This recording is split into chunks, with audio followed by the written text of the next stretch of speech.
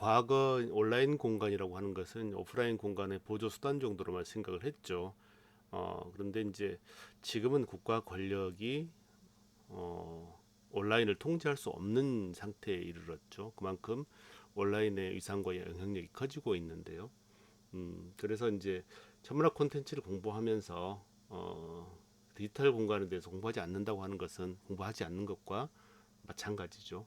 특히나 이 코로나 사태 이후에 비대면 국면이 전개되기 때문에 더욱더 그게 이제 중요한 가치를 가진다고 볼 수 있겠습니다. 어, 지난 10년간 세계인들이 다운로드 받은 그 메신저 어플리케이션 순위입니다. 이제 뭐 페이스북이나 페이스북 메신저가 1, 2위를 차지했죠. 그리고 왓츠의 추격도 만만치 않습니다. 특히 이제 홍콩 사태 때 유튜브나 페북 통제가 이루어지면서 또 이 왓츠의 역할들이 상당히 많이 알려지게 됐죠. 뭐 인스타그램, 이미지 중심으로 소통하는 스냅챗, 스카이프 대부분이 이제 미국의 이제 어플리케이션인데 거기에 보시면 틱톡과 UC 브라우저가 있습니다. 중국 거죠.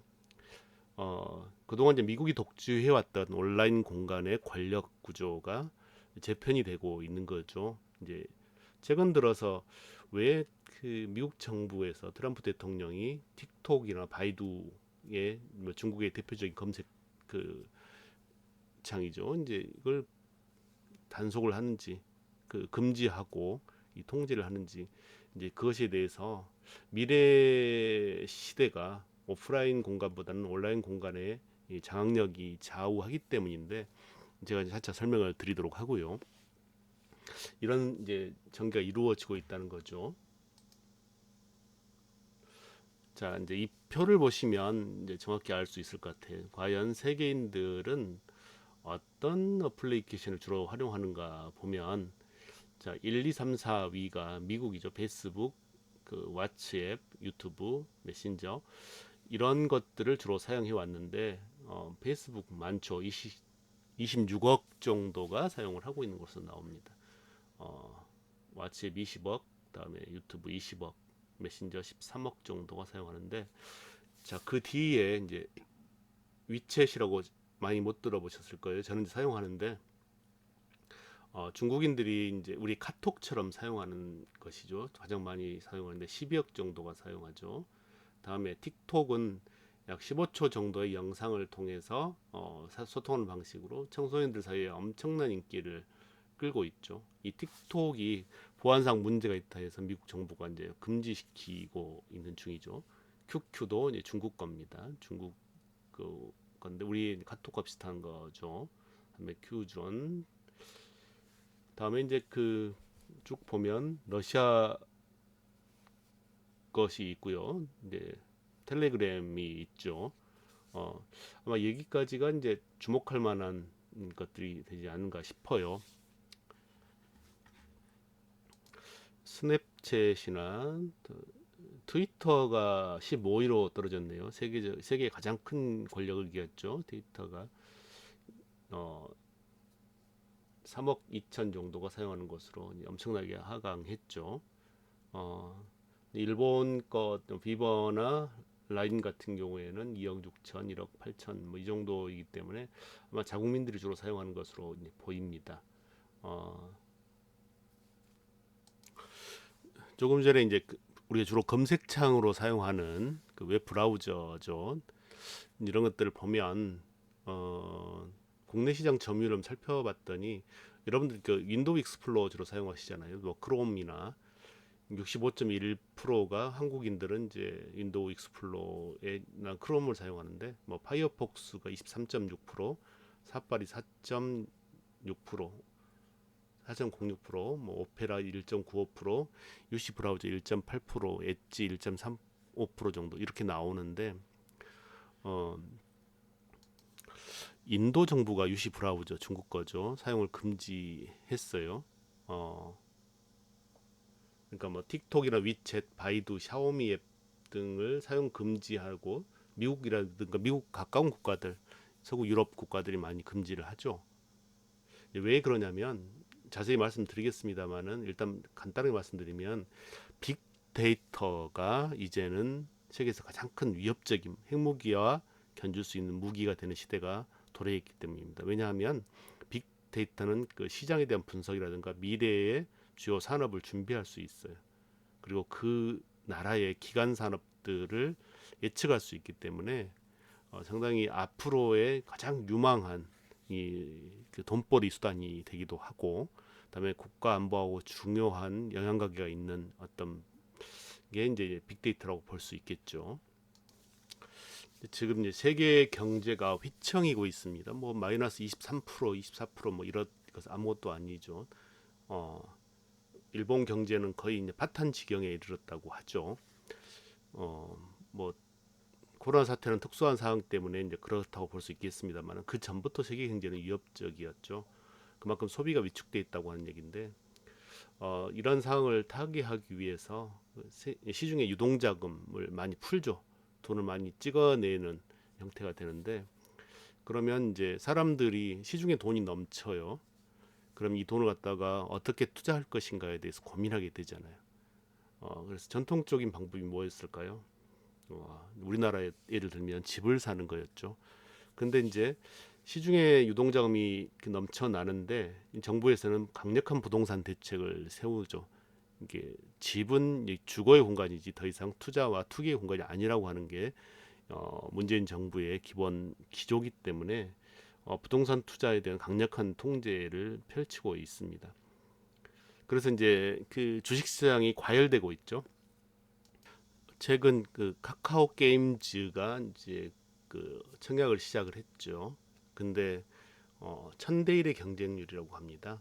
어, 무려 40조 이상의 한국에서 40조 이상의 돈이 이 카카오 게임즈로 몰려들고 있다고 합니다.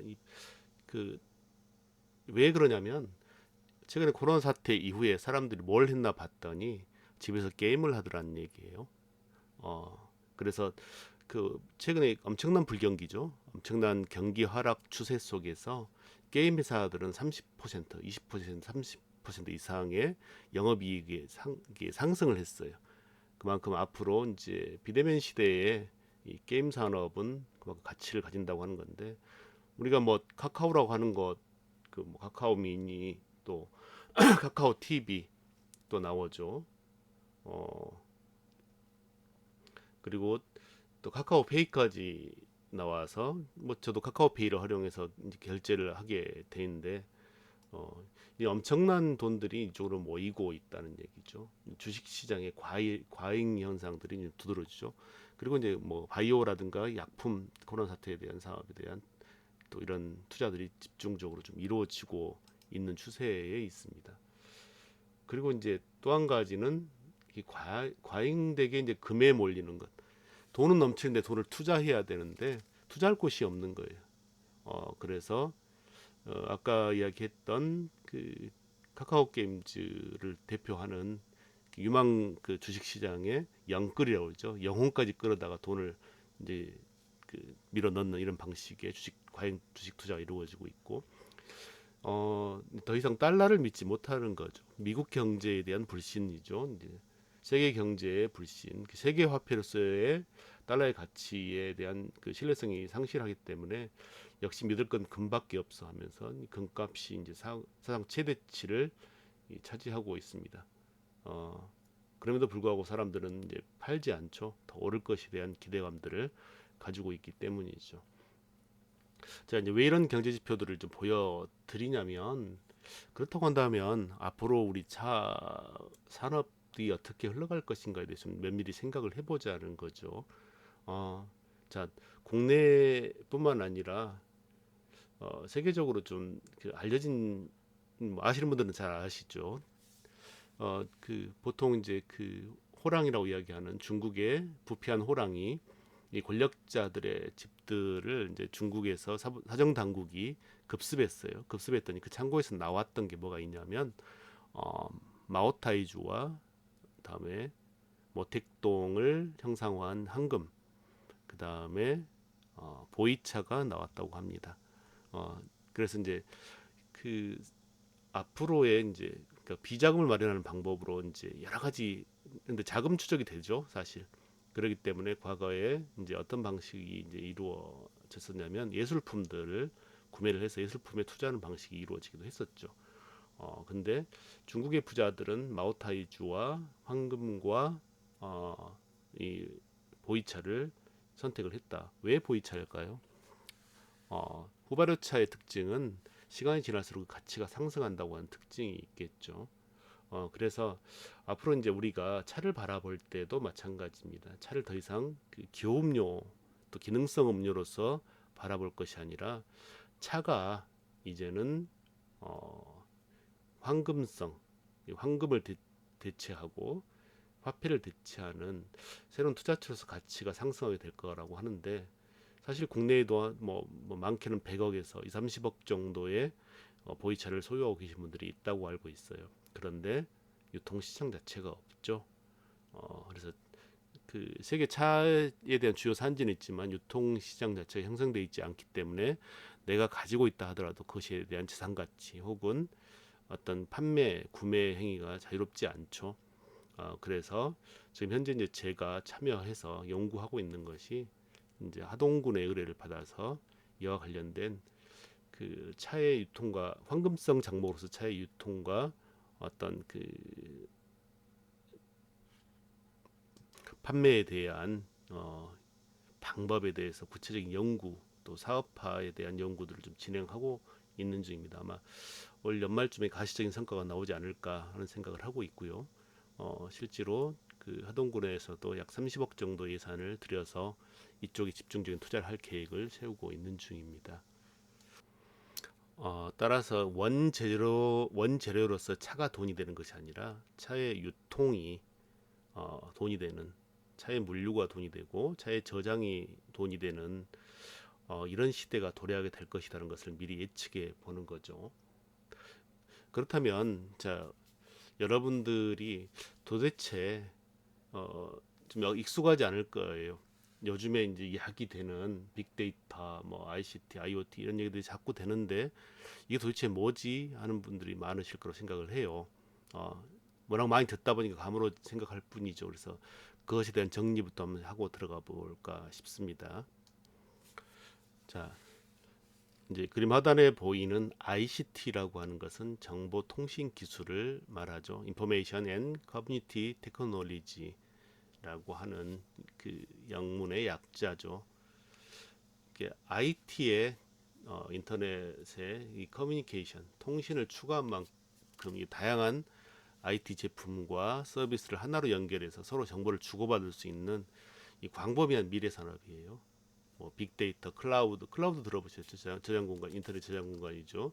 가상현실, 다음에 이제 요즘에 5G로 대표되는 5세대 이동통신, 다음에 사물 인터넷, 우리가 사용하는 물건들과 인터넷과 또 인간을 연결시키는 거죠. 그다음에 초고화질 방송, 이게 UHD TV죠. 그다음에 AI 인공지능 혹은 뭐 이러닝과 자율주행차 등 그 사람과 사람이 소통하는 것뿐만 아니라 이제는 시스템과 시스템 사이가 연결되는 시대가 도래를 했어요. 그래서 이제 ICT 정보 기술이 상당히 중요한 가치를 가지게 되는데 이제 방금 말씀드린 거 이해가 되셨어요? 혹은 이 공간 속에서 내가 활용하고 있는 것이 있는가 한번 생각을 해보시면 좋을 것 같아요. 아마 5G 정도 사용하지 않을까. 뭐 저도 보니까 이제 클라우드 사용하고 있고 또 빅데이터 활용하고 있고 5G 사물 인터넷은 좀 익숙하지 않은 것 같아요. 아, 이런 것들 좀 사용하고 있는데 이 ICT가 이런 개념이라는 걸 좀 이해하셨으면 좋겠고요. 다음에 이제 요즘에 IoT가 이야기 되는데 그 인터넷 오브 띵스죠. 인터넷 오브 띵스의 이제 줄임말인데 정보통신 기술 아까 조금 전에 말씀드렸던 ICT를 기반으로 모든 사물을 연결해 주는 거예요. 사람과 사물, 사물과 사물 간 정보 교류하고 소통하는 이런 공간인데 어, 우리나라 통계를 보니까 한 2억 5천 개 정도의 어떤 그 소통 공간이 확보될 것이라고 이야기를 하는데 그러니까 우리가 사용하는 모든 그 가전제품 포함해서 물건들이 이제는 그, 그 IoT를 통해서 그 이제 온라인 공간을 통해서 정보가 전달이 되고 또 연결이 되는 이런 시대가 도래했다는 거죠. 그래서 이제 상호 소통하는 지능형 인프라 뭐 이런 것들, 그다음에 서비스 기술, 뭐 대표적인 게 뭐가 있을까요? 지니가 있죠. 집에서 저 가끔 지니하고 대화를 해요. 지니 너 참 못생겼어 얘기하면 그렇게 말씀하시면 서운합니다라고 이야기를 하죠. 그래서 혼자 심심할 때 지니하고 대화를 한다 합니다. 근데 이제 그런 농담이 있죠. 코로나 시대 때 이제는 그 사람이 사물과 대화하는 시대가 됐다. 이게 아마 이런 얘기가 아닌가 싶은데, 근데 내가 사용하는 사물이 나한테 이야기를 하면 병원에 빨리 가봐라 이런 농담이 있습니다. 또 어떤 게 있을까요? 에어컨이나 보일러를 온라인으로 미리 켜두게 되는 경우 있죠. 그렇게 되면 겨울에 따뜻하게 또 여름에 시원하게 내가 집에 들어갈 수 있죠. 또 자동차를 미리 켜서 따뜻하게 시원하게 만드는 방법도 있을 거고, 다음에 조명을 내 말로 조정하고 공기청정기를 쾌적하게 조정한다든가 뭐 이런 것들. 우리가 이제 그 휴대폰에 있는 스마트워치 있죠. 그 웨어러블 디바이스라고 하는데, 이제 우리가 움직이고 호흡하는 이런 것들에 대해서 기계가 그 심장 박동에 대해서 혹은 기계가 장기간 데이터를 쌓아서 이걸 갖다가 개인 정보화하면 이걸 다양한 그 건강 기능, 헬스케어 뭐 이런 것들을 사용할 수 있게 하는 나만의 맞춤형 서비스가 많이 제공되죠. 실제로 여러분 스마트폰에 많이 활용이 되고 있습니다. 보시면 어플들 여러분의 건강 관리에 대한, 근데 이런 것들이 데이터가 쌓이게 된다는 거죠. 이게 이제 그 개인의 데이터들이 하나 둘씩 쌓이게 돼서 이게 그 예를 들어서 전라도 사람은, 경상도 사람은, 혹은 20대는 30대는 어떤 그 패턴을 가지고 있더라, 이게 파악이 가능해진다는 거죠. 세 번째가 여러분이 가장 많이 들어보셨던 AI, 인공지능이죠. Artificial Intelligence라고 하죠. 이게 줄임말인데, 근데 AI라고 하는 말이 참 많이 있어요. 조류독감도 그 AI라고 부르죠. 이게 에이비언 인플루엔자라고 하죠. 예. 다음에 여러분 많이 아시는 국제 엠네스티 인터내셔널도 AI라고 부르죠. 또 아티피셜 인서머네이션이라고 하는 것, 인공수정이죠. 인공수정도 AI라고 합니다. 심지어 이제 그 에어 인디아, 그 인도 항공도 약칭 AI죠. 그래서 AI를 사용할 때는 그 AI 인공지능이라고 이야기하는 게 좋겠죠. AI는 인간의 그 지적 능력의 일부를 인공적으로 구현한 거예요. 그 로봇과 인공지능은 좀 달라요. 그 보통 우리가 로봇을 이렇게 착각하는 경우가 있는데, 인공지능은 소프트웨어적인 측면이 있다고 하면 로봇은 하드웨어적 특징이 있습니다. 그래서 로봇에 인공지능을 부여한 거죠. 보통 우리가 영화를 보면, SF 영화를 보면 자주 등장하는 기계의 반란, 뭐 터미네이터에 나오는, 터미네이터가 대표적인 것이라고 볼 수 있겠죠. 그런데 어 거기에 보면 이제 그 액체 상태에서, 그 터미네이터는 이제 고체 상태인데 액체 상태가 그 고체로 그 상대 그 나쁜 친구가 이렇게 바뀌는 경우가 있죠. 이것은 그 앞으로 가능해진 시기라고 진다고 하죠. 그 실제로 우리 그 인간의 몸을 치료하는데 초미립자 형태의 로봇들이 인간의 몸에서 치료를 행위를 하는 경우가 있죠. 앞으로 스마트폰도 소멸된다고 해요. 여러분의 이제 DNA에 여러분이 알고 있는 1테라바이트, 1000기가 정도의 컴퓨터, 이 1000대 3000대를 앞으로 그 저장할 수 있는, 데이터를 저장할 수 있는 어떤 기술이 이제 도입이 된다고 그러죠. 실제로 이제 인간의 그 몸속에 DNA를 저장하는 기술이 이미 개발이 됐다고 합니다. 그런데 그 실용화하기 위해서는 18억 정도 들어가기 때문에 실용화가 힘들죠. 근데 앞으로 여러분들이 스마트폰 처음 그랬었잖아요. 그것처럼 머지않아서 이제는 여러분들이 머릿속으로 상상하면, 그래서 제가 여러분에게 통화할까요 하고 그 메시지를 보내면 여러분이 머릿속으로 딱 받고 허공에다가 예 하면 허공에 같이 대화할 수 있는 화면이 뜨고, 남들은 보지 못하는 거죠. 화면이 뜨는 이런 시대가 머지않아 도래한다는 거죠. 기술 개발은 이미 이제 이루어졌다고 합니다. 어, 그래서 이제 그렇죠. 이제 생물학적인 진화 과정을 통해 인간의 지능 발전이 한계에 다다랐다는 가정하에서 인간을 도울 수 있는 인간보다 똑똑한 존재로서 AI가 등장하는 겁니다. 음, 어쩌면 이제 무서운 그 영화에서 나왔던 AI에 의한 인간의 통제, 다음에 인간의 노예화 이런 것들이 이 가시화될 수 있다는 위협감을 느끼기도 하는데 최근에 이제 뭐 바둑을 보면서 연전연패죠.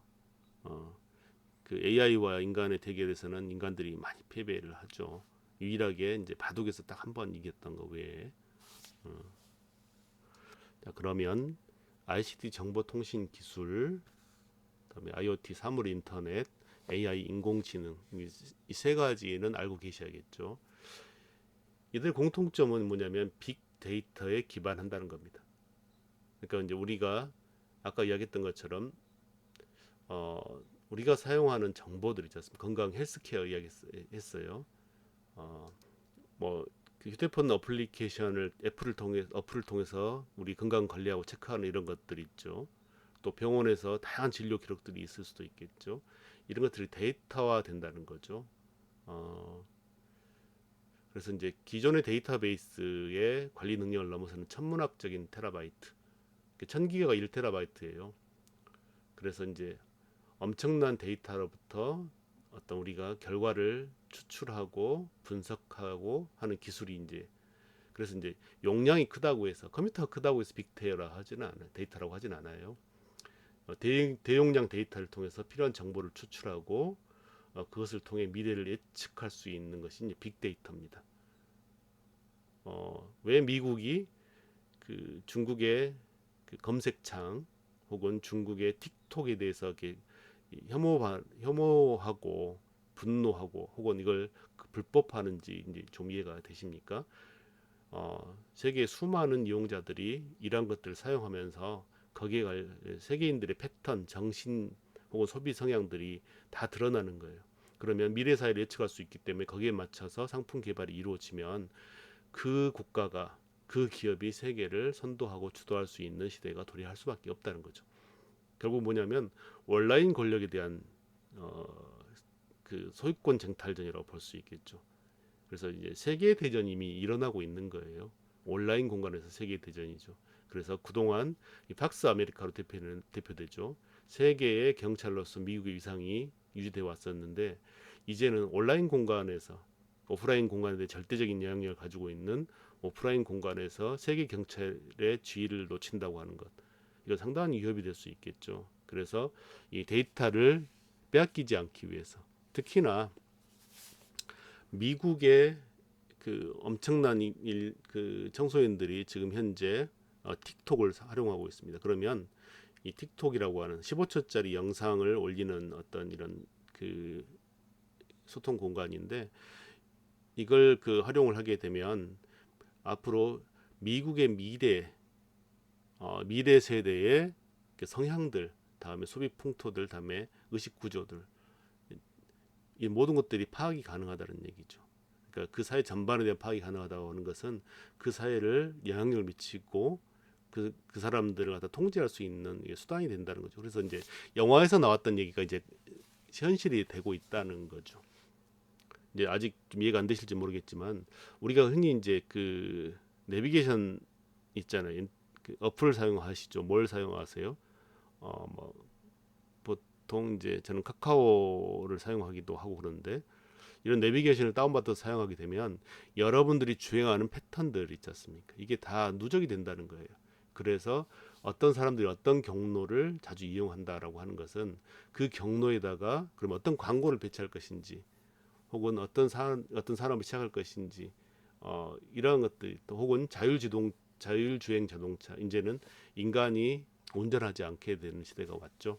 그래서 회의가 있으면 부산, 서울, 뭐 경기 뭐 이런 분들이 있으면 회의가 이루어지면 자동차에서 그냥 쉬는 거예요. 쉬다가 혹은 자동차에서 회의를 하는 거예요.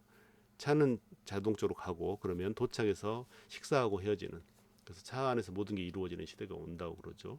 혹은 이제 아까 말씀드렸던 의료 산업에 누적된 데이터들, 건강보험에 누적된 데이터들 이런 기록들이 축적이 되면 어느 나라 사람들은 어떤 질병이 많고 어떻게 치료하더라라고 하는, 그러면 거기에 또 의학 산업이 엄청나게 그 빅데이터를 확보하는 곳은 의학 산업에 있어서 엄청난 또 선도적인 지위를 차지하게 되겠죠. 그래서 소비자의 소비 패턴을 분석해 미래 시장에 대해서 예상할 수 있기 때문에 어, 혹은 소비자의 소비 패턴을 선도하고 이끌어낼 수 있기 때문에 상당히 무섭죠. 이제 과거로 치면 이제 주역이죠. 이제 그래서 빅데이터는 그 우리가 과거 시대의 주역과 같은 것이다 생각하시면 될 것 같아요. 인간의 운명을 알 수 있는, 국가의 미래를 알 수 있는 이런 것인데 이것이 상당히 정확도가 높은 거죠. 어, 우리의 삶에 이제 개인적인 패턴, 습관이 존재하잖아요. 이 습관을 고치기 위해서 다양한 또 우리가 정신치료, 마음치료들이 이루어지고 하는데 그 패턴을 분석하기 위해 보다 많은 사람의 데이터들을 쌓는 것, 그리고 그것을 분석해서 앞으로 행동과 패턴을 예측하는 것. 어, 그것이 이제 그동안은 용한 점쟁이만 가능하다고 생각을 했었죠. 그런데 이제는 앞으로는 데이터의 문제다. 그것이 데이터를 소유한 자와 소유하지 못한 자로 양분되는 미래 사회가 예견된다는 거죠.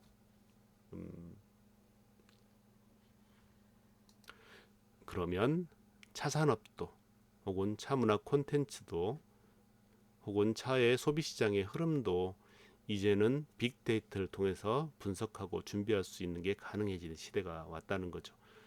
이제 다음 시간에 제가 주로 빅데이터나 시장에 대해서 말씀을 드리도록 할 텐데 어, 이런 무서운 시대가 도래를 했습니다. 그런데도 불구하고 우리가 준비하지 못하고 있다고 한다면 과거의 방식에 의해서 차 산업이나 차 문화를 생각하고 있다고 한다면 도태될 수밖에 없죠. 오프라인 공간에 머무르고 이제는 도태되고 이제는 구태가 될 수밖에 없는 거죠. 폐기 처분될 수밖에 없다는 거죠. 그래서 빅데이터와 시장의 흐름을 이해하지 못하면 앞으로 이제 사라질 수밖에 없는 안타까운 현실들이 이제 다가올 수밖에 없겠죠. 이제 이번 함에 아주 중요합니다. 결국 이제 앞으로 미래 사회 차문화 콘텐츠에 있어서 이 두 가지 방향을 설정하지 않으면 도태될 수밖에 없다는 건데, 하나는 아까 말씀드렸던 시장 경제, 시장의 흐름, 세계 시장과 한국 시장의 흐름, 또 세계 트렌드의 흐름, 한국 트렌드의 흐름을 파악하고 이것을 통해서 거기에 맞춘 새로운 창조적인 사업들을 구상하지 않으면 안 된다. 과거의 이 방식들은 안 된다는 거죠. 또 한 가지는 뭐냐면 빅데이터에 기반해서 온라인 플랫폼, 요즘에 교육도 비대면 교육이 이루어지지 않습니까? 앞으로 차문화 콘텐츠에 관한 차문화 산업과 문화에 대한 교육도 온라인 교육 공간에서의 교육이 이루어지게 되죠. 그렇게 된다고 한다면 앞으로 필연적으로 이제 어떻게 이루어질까요? 표준화 교육 방식이 이루어지게 된다는 얘기죠. 그러면 전문 인력에 의한 교육이 이루어진 온라인 교육 공간과 그동안의 도제 방식에 의해서 교육했던 공간과의 경쟁했을 때 과연 경쟁이 될까요? 예, 경쟁에서 이길 수가 없죠. 전통적인 방식들은 이제 그것을 옳다 그르다를 이야기하는 게 아니라 흐름을 말씀드리는 겁니다. 내가 옳다고 혹은 부정하든 긍정하든 시장은 흘러갈 수밖에 없다는 거죠. 그래서 온라인 플랫폼, 자 그러면 빅데이터는 차고 넘쳐납니다. 빅데이터는 차고 넘쳐나는데 어떻게 그것을 갖다가 다시 묶을 것인가, 이게 중요하죠. 게임은 게임대로 묶을 수 있을 것이고 사람들의 기호에 따라서, 그러면 결국 빅데이터를 소유하고 있는 회사는 내가 빅데이터를 제공할 테니 너희들이 새로운 온라인 플랫폼을 만들어 봐. 그래서 우리가 이익을 나눠 먹자. 이렇게 된다는 거죠. 결국은 앞으로 미래 사회는 이 창의적인 아이디어 산업과 다음에 온라인 플랫폼, 이 두 가지를 틀어지지 못하면 우리가 주도권을 잃게 된다는 거죠. 자 보면 이제 밑에 미래 사회 직업군에 대해서 좀 제가 정리를 해놨어요. 안전지대에는 뭐 컨시어지, CEO, 사회복지사, M&A 전문가, PR 마케팅 책임자, 뭐 창조적인 뭐 이런 역할들이 결정하는 것, 이런 것들이 이제 주요죠. 그다음에 앞으로 웨딩 플래너, 요양 보호사, 그다음에 자원봉사, 교사, 여행 가이드, 뷰티 컨설턴트, 그다음에 바텐더, 의료인 등등 또 여러분들에 관련된 차문화 산업에 관련된 교육도 마찬가지겠죠. 인간과 기계의 협업이 이루어지지 않으면 이제 도태될 수밖에 없다는 거죠. 느린 전개, 위험지대 이제 뭐 고객 지원, 방사선 전문의, 텔레마케터, 보안요원, 트럭 운전사 이제 이런 방식 이런 것들은 이제 소멸할 수밖에 없다고 했죠. 그다음에 느린 전개 보면 예술가, 과학자, 연구 분석가, 경제 전문가, 칼럼니스트, 그래픽 디자이너 이런 분들도 이제 서서히 이제는 직업의 꾼에서 사라지게 될 것이라고 예측이 됐어요. 그래서 이제 이러한 것들이 왜 이제 분석이 가능할까요? 빅데이터를 통해서 소비자가 무엇을 원하는가, 시장의 흐름이 어떻게 전개되는가를 통해서 우리가 판단할 수 있다는 거죠. 그래서 요즘에 이제 그 청년 창업 혹은 중년 창업 이야기 많이 되는데 그럼 도대체 어떤 것으로 창업을 할 것인가 중요하죠. 예를 들어서 이제 아이디어를 말씀드리자면 저는 이제 중년 창업의 어떤 테마로서는 고전에 나타난 한국의 명차들을 복원한다든가 혹은 그 보이차와 견줄 수 있는 한국형 후발효차를 개발한다든가 이런 것들을 통해서 창조 산업으로서 좀 육성하는 것들 생각을 해보고 있고요. 온라인 플랫폼에 있어서는 이것의 거래 과거에 이제 그 한국인 사실 그 한국차에 대한 그 유통 시장 자체가 존재하지 않죠. 그리고 중국차라든가 외국차에 대한 그 유통 시장은 존재하고 있는데 이제는 이제 더 이상 그 온라인 플랫폼을 활용하지 않고는 판매가 힘들어질 수밖에 없다는 거죠. 그래서 앞으로 차 시장도 이제 엄청난 위기에 직면할 수밖에 없다는 건데 이 시기에 이 온라인 플랫폼을 준비하지 소비자의 기호에 맞는 새로운 검색 틀을 만들어야 된다는 거죠. 그래서 이제 온라인 전자상거래만 이야기하는 건 아니에요. 문화 교육도 마찬가지라는 얘기죠. 이 온라인 플랫폼 사업을 앞으로 우리 그 차계에서도 준비해야 된다는 거죠. 근데 거의 준비되지 않고 있다. 그냥 무방비 상태에서 맞이하고 있고 그래서 최근 들어서 이제 차계 외의 분들이 차계로 들어와서 상당한 영향력을 행사하거나 또 역할을 하고 있는 것들을 봅니다. 앞으로 차계에 대한 잠식들이 더욱더 가시화될 것이고 앞으로 이제 그 위상들은 더욱 약화될 수밖에 없겠죠. 그래 이렇게 되다 보면 소위 차계라고 하는 것이 다른 산업에 속하게 되는 부대 산업으로 전락할 가능성이 높다는 거죠. 이제 그래서 창조 산업과 온라인 플랫폼 사업 그래서 차문화 콘텐츠에 대한 그 대비가 그만큼 중요해지다는 얘기입니다. 이제 마지막 그림 보고 오늘 수업을 마칠까 하는데 그 업종 분석을 좀 해봤대요. 국내 플랫폼 이용자들은 그 주로 어떤 검색 플랫폼을 사용할까 하는 것이었는데 1위는 단연 그 네이버였죠. 그런데 충격적인 게 뭐냐면 우리는 그래 뭐 다음이겠지 하고 생각을 하겠죠. 근데 유튜브를 검색창으로 활용한다고 해요. 다음에 이제 그 다음에 다음과 인스타그램을 통해서 국내 플랫폼 이용자들이 검색 플랫폼으로 활용하고 있다라고. 검색 플랫폼이 왜 중요하냐면 이 소비와 연결되기 때문입니다. 실제로 이 플랫폼을 이용한 사람들 플랫폼과 전자상거래를 착각하지 말라고 말씀을 드렸어요. 어, 이 플랫폼의 한 부분으로서 전자상거래가 존재하는 겁니다. 이런 공간 속에서 네이버라든가 유튜브, 다음, 인스타그램을 사용한 사람들이 여기에 등장하는 디지털 광고 인지 후에 실제로 상품을 구매한 경험이 다류 음료수는 59%, 그다음에 게임은 무려 72%가 됩니다. 금융 상품은 42%, 화장품 63%, 온라인 쇼핑 아까 말씀드렸던 43%로 나왔습니다. 그래서 주요 그 소비자들이 거래하는 물품의 대부분이 이제는 이런 플랫폼 이용자들에 의해서 이루어지고 있다는 거죠. 그러면 이제 우리가 뭐 네이버나 다음 같은 회사를 만들 수 있는 건 아니지 않습니까? 그러면 나는 이 식음료 플랫폼을 만들 수도 있고, 나는 차와 관련된 플랫폼을 만들 수도 있고, 나는 모바일 게임들을 모아놓은 플랫폼을 만들 수 있는 거죠. 그래서 이제 어떤 플랫폼을 만들 것인가에 따라서 앞으로 이제 성장 동력이 되기도 하고, 여러분의 주머니 사정이 달라지게 될 수밖에 없다는 거죠. 주머니 사정이라고 하니까 이게 단순하게 생각하실지 모르겠지만, 주머니 사정이 이제 뭐 작게는 수억에서 많게는 수백억, 수천억까지도 이 플랫폼을 어떻게 구축하냐에 따라 달라질 수밖에 없다는 거죠. 뭐 이제 최근에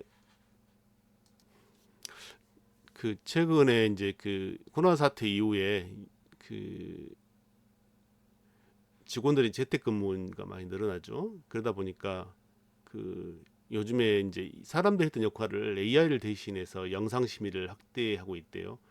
유튜브에 올리면 이렇게 삭제되는 것들이 있죠. 저도 이제 예전에 음악 사용이 허가되지 않는 음악을 사용해서 자동 삭제되는데, 그 음악이 삭제되면 그 유튜브 방송의 대사까지 삭제돼 버리니까 결국 쓸 수 없게 돼 버렸어요.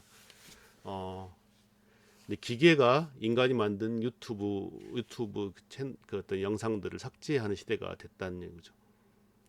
어, 실제로 내가 법적인 위반이 저도 사실 저작권의 문제가 되지 않는 것이었는데 불구하고 AI가 분류했기 때문에 삭제된 경우였었거든요.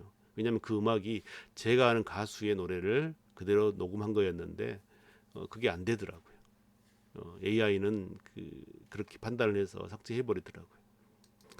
또 이제 그동안 광고라고 하면 오프라인 공간이라든가 지상파 이 공간 혹은 뭐 그 종편 이쪽의 광고가 주로 이루어졌죠. 근데 이제 앞으로 그 힘들다고 그러죠. 그래서 방송사들이 대거 유튜브 산업에 좀 뛰어들죠.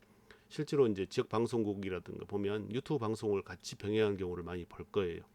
유튜브에 방송이 병행되는 경우가 많은데, 그래서 이제 어, 온라인 광고를 이제 봤더니 뭐 이제 약 모바일 비중이 확대돼서 그런가 봐요. 6조 4,213억 원 정도. 그러니까 전년 대비 21% 정도 증가했다고 해요. 2019년에. 이제는 TV 광고에 매진하지 않는다는 거. TV 광고에 의존하지 않는 신문 광고, TV 광고 혹은 온라인 전광판 뭐 그다음에 페이퍼를 활용한 광고에 그 영향력이 줄어들고 있다는 얘기죠. 올해는 5G 또 AI 뭐 빅데이터 등 이제 4차 산업이 고도화되는 시대였죠. 특히 이제 여기다가 더해지는 게 뭐가 있습니까? 코로나로 인한 비대면. 그래서 온라인 광고와 성장세를 지속할 것으로 보여요. 그래서 국내 온라인 광고는 당초 예상이 이제 7조 7천억 정도로 증가할 것으로 봤어요. 전체 광고 시장의 절반 정도로 예상을 했는데, 코로나 사태는 특수한 상황 때문에 약 3분의 2 가까이 이제는 온라인 광고가 차지하게 될 것이다라고 예측할 수 있을 것 같아요. 그렇게 된다고 한다면 이제 지상파나 그 종편 혹은 종이신문 이런 그다음에 오프라인 광고들은 이제는 거의 앞으로 상당히 힘들어질 수밖에 없다는 거죠. 그러면 자, 우리가 그 차를 어디다가 광고하고 홍보하고 알리고 있습니까? 음,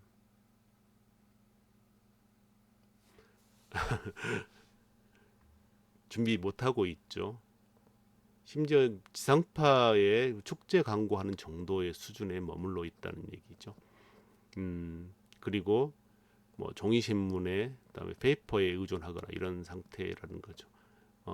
그런데 소비자는 더 이상 그런 매체를 통해서 정보를 얻지 않는다. 좀 전에 말씀드렸지만 네이버와 그다음에 유튜브, 다음 이런 곳에서 또 그 정보를 얻는 추세더라.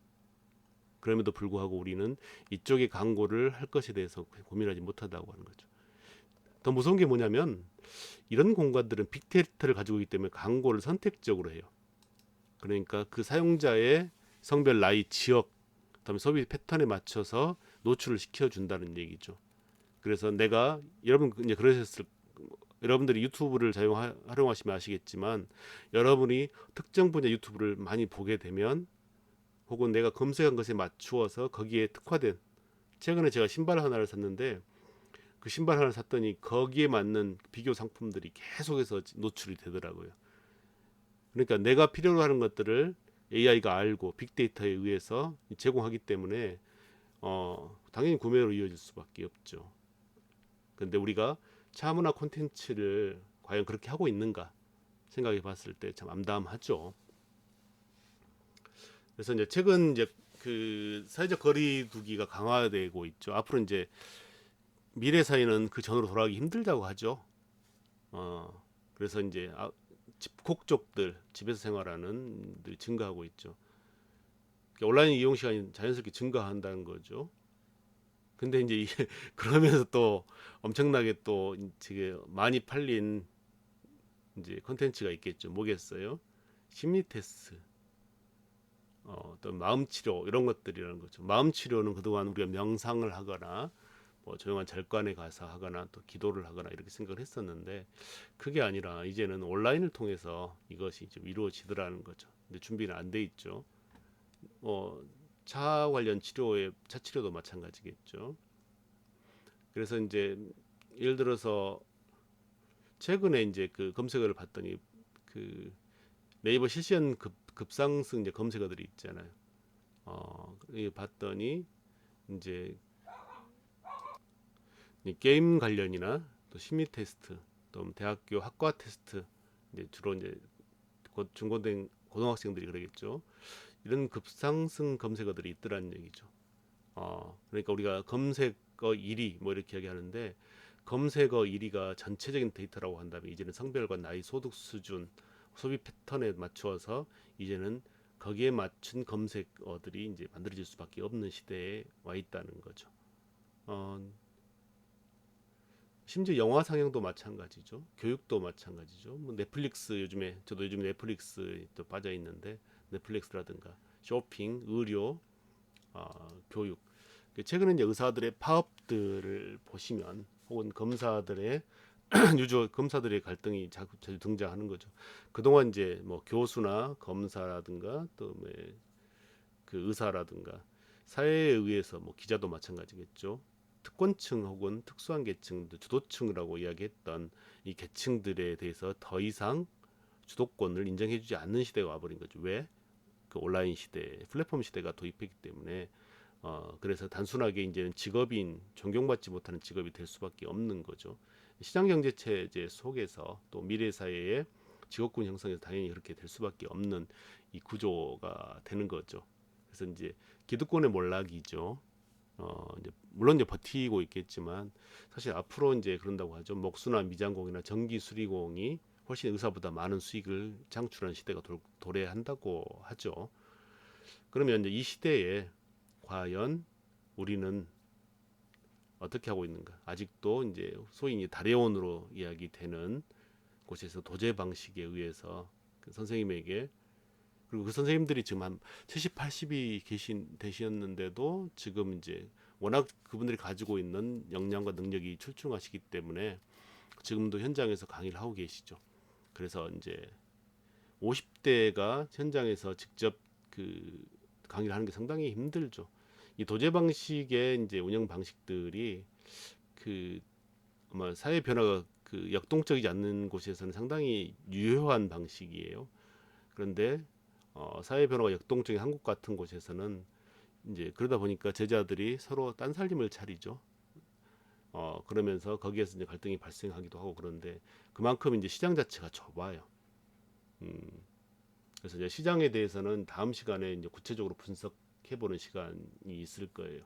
그래서 어, 그동안 우리가 전통적으로 해왔던 차문화 산업의 이 시장 경제 속에서 어떤 위치와 위상을 가지고 있고 또 미래는 어떻게 전개될 것인가는 한번 살펴볼 수 있을 것 같아요. 빅데이터와 또 시장에 대한 분석 어떤 데이터를 통해서 분석해 보면 결과가 나오지 않을까 싶은데 이상 오늘 그 이렇게 좀 전체적으로 미래 사회를 좀 살펴봤어요.